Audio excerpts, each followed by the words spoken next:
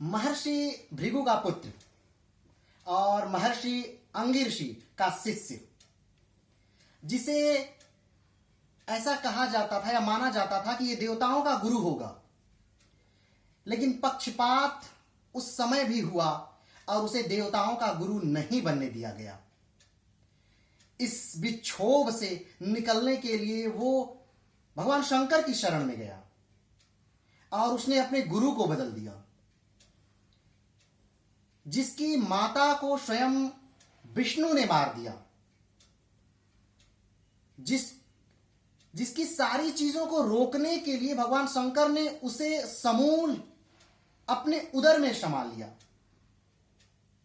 जो उस समय का प्राकांड विद्वान होते हुए भी असुरों का गुरु बना, वो जो उस समय मृत्यु पर विजय पा चुका था।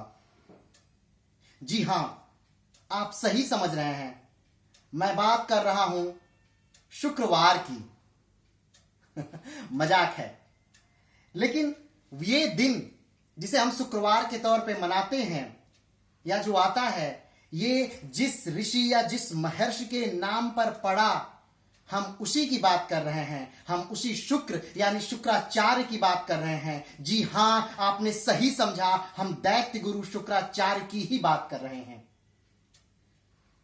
आखिर कौन थे ये और क्यों इन्होंने दैत्यों का गुरु बनना स्वीकार किया?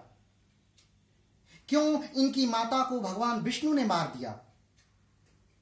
ऐसा क्या हुआ कि इन्हें भगवान शंकर से मृत्युंजय महामंत्र लेना पड़ा, जिससे कि ये असुरों को बार बार जीवित कर सकें? इनके लाख मना करने पर भी महाराजा बलि ने विष्णु को 3 पग जमीन दिया। कैसे इनकी आंखों को क्षति हुई? जी हां, हम बात कर रहे हैं शुक्र के उस महान ग्रंथ की जिसे शुक्र नीति कहते हैं। आपके इन सारे प्रश्नों का जवाब ये पुस्तक शुक्र नीति में राजनीतिक विचार, जिसके ऑथर हैं डॉक्टर विप्लव, ये पुस्तक दे सकती है। वैसे तो इस पुस्तक का मूल्य 1000 के समथिंग है, लेकिन आप इसे फ्लिपकार्ट, अमेजन या कहीं से भी प्राप्त कर सकते हैं। शुक्र नीति पे जो विचार ये पुस्तक प्रस्तुत करती है, मुझे कहीं भी वो अन्यत्र ढूंढने पे नहीं मिलता। किस प्रकार से कहा जा सकता है, इस पुस्तक में किस प्रकार से कहा गया है, बहुत ही सरल तरीके से, कि बारूद का प्रयोग के बारे में बहुत ही गूढ़ता से बताया गया है। बारूद का प्रयोग वैसे अगर देखा जाए, भारत में जो साक्ष्य मिलते हैं, तो बहमनी साम्राज्य से प्रारंभ हुआ था। बहमनी साम्राज्य वही जिसकी स्थापना 1347 में हुई थी, हसन गंगू ने जिसकी स्थापना की थी। कहा जाता है कि उसी वंश में बारूद का पहला प्रयोग हुआ था। तो उस प्रकार से तो इस पुस्तक की जो उम्र हुई, यानी शुक्र नीति की जो उम्र हुई, वो 15वीं शताब्दी हो गई। अधिकांश विद्वान मानते भी हैं, लेकिन कुछ विद्वान ऐसे भी हैं जो ये मानते हैं कि शुक्र नीति लगभग 800 ईस्वी पूर्व लिखी गई। तो अलग अलग विद्वानों का शुक्र पे अलग अलग मत है। लेकिन हां, एक बात है कि शुक्र कहते हैं कि राजा सर्वोपरि है। शुक्र किस प्रकार से राजा बलि को महान बना देते हैं, वो शुक्र जिनके नाम से एक दिन शुक्रवार का नाम पड़ जाता है, वो शुक्र जिसपे भगवान शंकर क्रोधित हो जाते हैं और उस शुक्र को खा लेते हैं जिंदा। ये सारी बातें इस पुस्तक आपको बताएगी। एक राज्य की गूढ़ से गूढ़ बातें ये पुस्तक आपको बताएगी।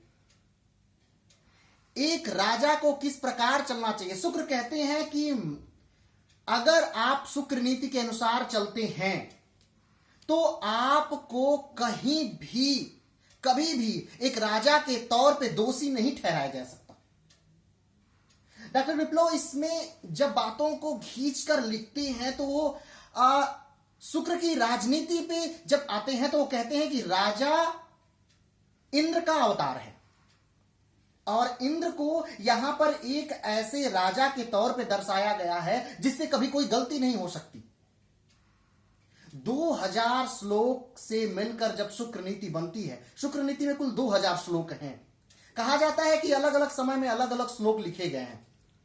जब आप मूल शुक्र नीति पढ़ते हैं तो इसमें आपको चीजें समझ में नहीं आती।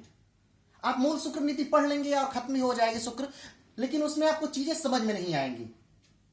लेकिन अगर आपको शुक्र को सच में समझना है, शुक्र नीति को सच में समझना है, तो शुक्र नीति में राजनीतिक विचार डॉक्टर विप्लव को पढ़ना आपको बहुत ही जरूरी हो जाता है।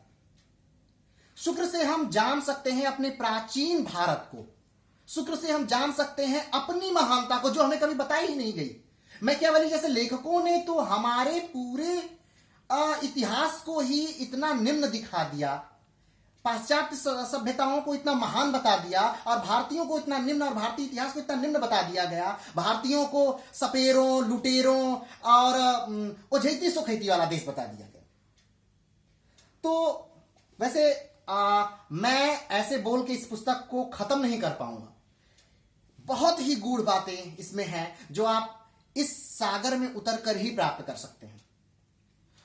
तो अगर आपको शुक्र के बारे में जानना है, शुक्र के बारे में पढ़ना है, शुक्र की नीतियों को जानना है, तो आप शुक्र नीति में राजनीतिक विचार जरूर पढ़िए डॉक्टर विप्लव की।